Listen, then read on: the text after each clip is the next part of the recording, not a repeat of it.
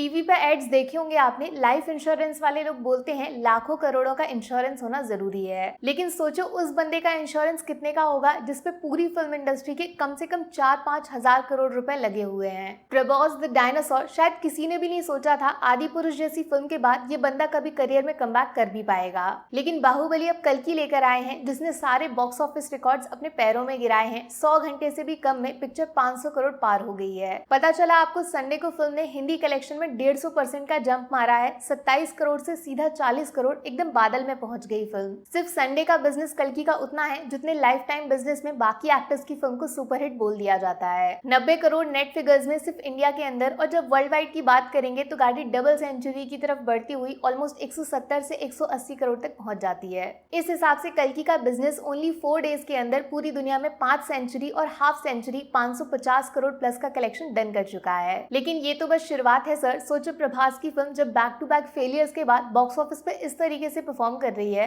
तो जरा दूर का सोच के देखो ना, अगली बार बंदा जब सुपरहिट ब्लॉकबस्टर देने के बाद अपनी नई फिल्म के साथ वापस लौटेगा तो पूरा बॉक्स ऑफिस बुरी तरह फटेगा, और शायद उस पिक्चर का डे 1 ओपनिंग कलेक्शन उतना होगा जितना कल्कि के 4 दिनों के आगे लिखा होगा। क्या बोला, इम्पॉसिबल, असंभव? आ जाओ फिर 8 मूवीज बताती हूँ आपको जो 100% कंफर्म्ड है, जिनके साथ प्रभास इंडियन सिनेमा को चेंज करने वाले हैं। आराम से सुन लो, फिर वीडियो के एंड में दोबारा आपसे सेम क्वेश्चन पूछूंगी, तब बताना इम्पॉसिबल या फिर प्रपॉसिबल। Film number 1 Spirit, director Sandeep Reddy Vanga की कमबैक फिल्म आफ्टर द तोड़-फोड़ success of Ranbir Kapoor Animal cinema.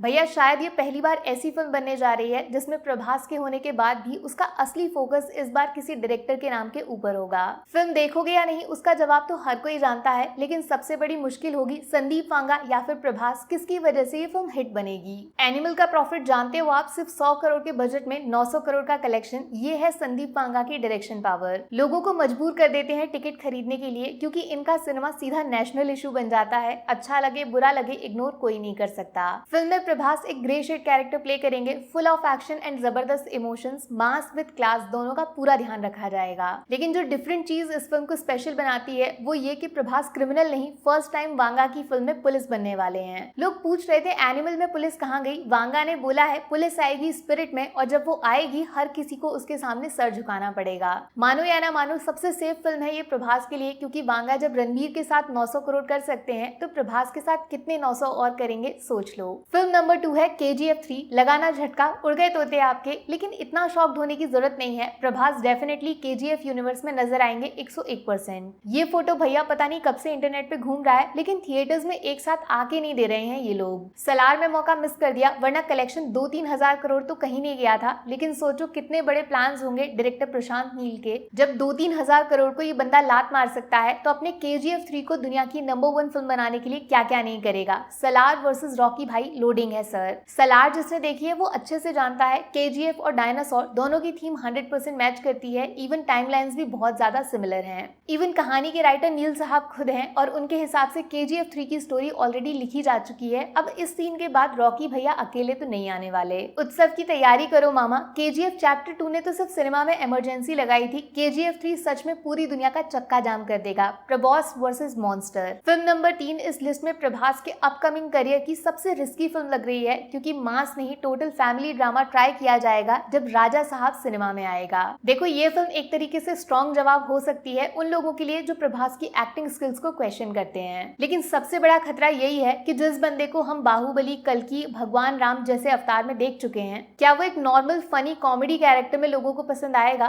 पसंद आ भी गया तो क्या फिल्म उस लेवल का कलेक्शन करेगी जो प्रभास से एक्सपेक्टेड है? वैसे एक अच्छी न्यूज ये है कि इस कॉमेडी में जबरदस्त हॉरर भी मिक्स किया जाएगा, एक तरीके से भूल भुलैया का अपग्रेडेड वर्जन बोल सकते हो आप। फिल्म में प्रभास के साथ संजू बाबा भी नजर आएंगे, और बेस्ट न्यूज ये है कि पैन इंडिया में इनका रिकॉर्ड 100% सक्सेस का है, पिक्चर पिटती नहीं है। फिल्म नंबर 4 जिसका हाइप आज के डेट में सबसे ज्यादा होने वाला है, कल्कि पार्ट 2, और यकीन नहीं करोगे आप फिल्म इतनी जल्दी थिएटर्स में कैसे आ सकती है। प्रोड्यूसर ने स्टेटमेंट देके कंफर्म किया है 60% शूटिंग ऑलरेडी डन है सर। नाग अश्विन फटाफट फिल्म का सीक्वल थिएटर्स तक लाना चाहते हैं, अगले साल क्रिसमस को टारगेट कर रहे हैं, तो आप ये मान के चलो 2026 के शुरुआत वाले 3 महीने में कल्कि यूनिवर्स का नेक्स्ट चैप्टर खुल जाएगा।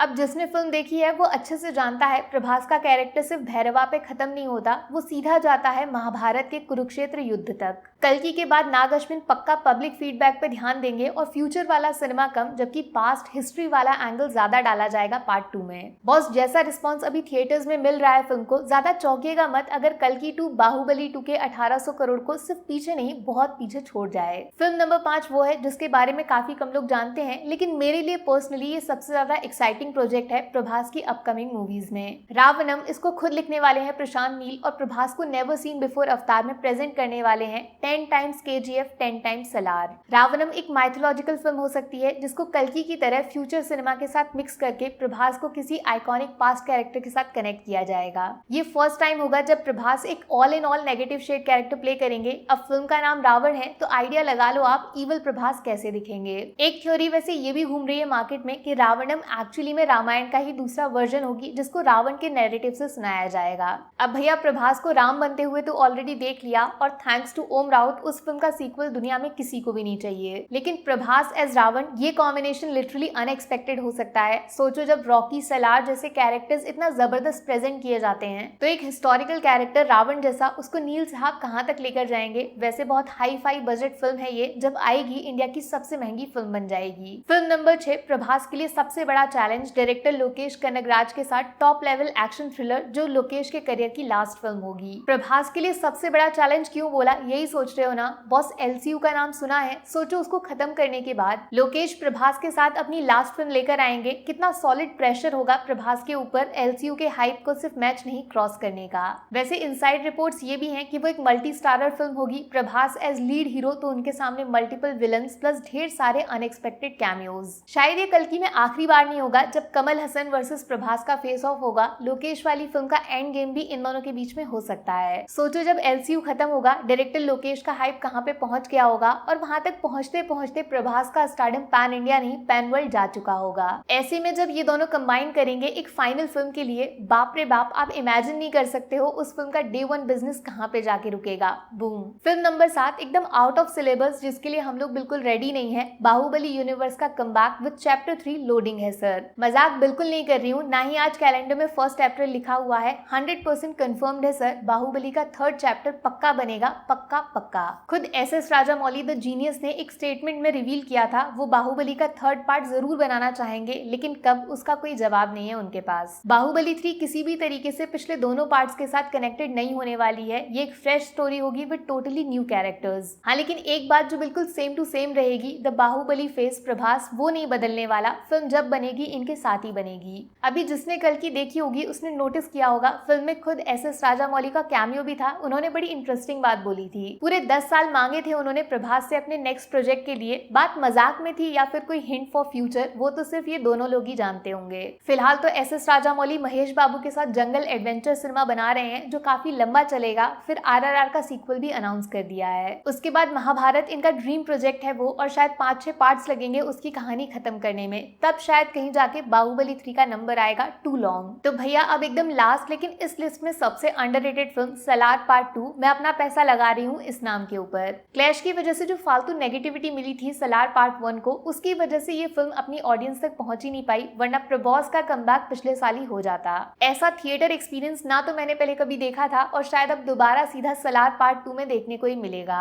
हर फिल्म में हीरो की एंट्री सिर्फ एक बार होती है, लेकिन सलार में प्रशांत नील ने हर सीन ऐसा बनाया था जैसे बार बार प्रभास फिल्म में एंट्री कर रहे हैं। मास सिनेमा प्रो मैक्स विद खतरनाक स्टोरी टेलिंग और खानसार का स्मार्ट वर्ल्ड क्रिएशन। बाप रे, उस फिल्म के क्लाइमेक्स में रोंगटे कुर्सी लगा के खड़े हो गए थे। जिस फिल्म के लिए 700 करोड़ का बिजनेस भी अंडर परफॉर्मेंस माना जाता है, सोचो उसके सीक्वल के साथ नील साहब बॉक्स ऑफिस का क्या हाल करेंगे। और कुछ विश्वसनीय सूत्रों की बात माने तो गुरु KGF 3 तक का वेट करने की जरूरत नहीं है, क्योंकि सलार 2 में ही रॉकी भैया के दर्शन हो जाएंगे हम सबको। सलार एक ऐसी फिल्म थी जिसको देखने के बाद क्लियर समझ आ गया था मुझे, फिल्म इंडस्ट्री में कोई कितना बड़ा एक्टर बन जाए, ऐसा गॉड लेवल स्क्रीन प्रेजेंस ना तो किसी के पास था और ना ही किसी के पास होगा। प्रभास द डायनासोर आ रहे हैं भैया पब्लिक से अपना बदला लेने। थोड़ा ज्यादा लंबा वीडियो हो गया, नहीं यार कंटेंट इतना सारा है, जल्दी जल्दी खत्म करूंगी तो फील कहाँ से आएगा। प्रभास के ऊपर तो डिक्शनरी लिख सकते हैं हम। तो चलो फटाफट जल्दी से बोलो इस पूरी लिस्ट में कौन सा है वो नाम जिसके लिए आप आज के आज अभी के अभी अपना टिकट बुक करना चाहते हो। एक से ज्यादा हो तो भी चलेगा।